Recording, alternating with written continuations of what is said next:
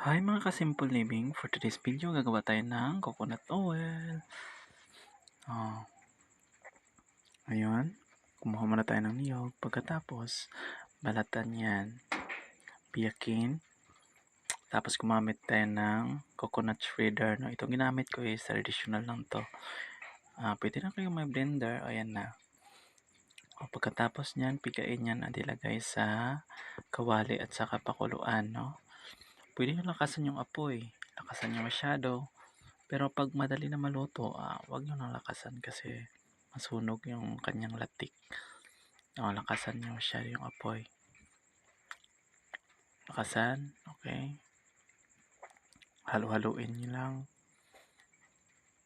Pag may makita na kayo na medyo malabnaw, yan na yung kanyang oil pero hindi pa yan siya luto.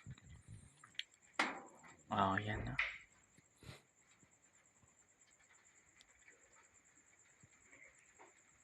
Haluin nyo lang ng haluin hanggang sa magiging brown yung kulay niya. Okay, halo lang ng halo.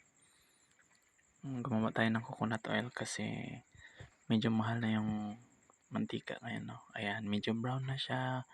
Pero, hindi pa yan siya luto. Malapit na yung maluto. Pwede nyo pahinaan na yung apoy niya. Ayan na guys, luto na yan. Pwede nyo nang kunin yung oil at ilagay sa sisidlan. So, ayan na. Ayan na. Mayroon tayong isang mismo na oil. Yun lang, hanggang sa muli, mga ka-Simple Living.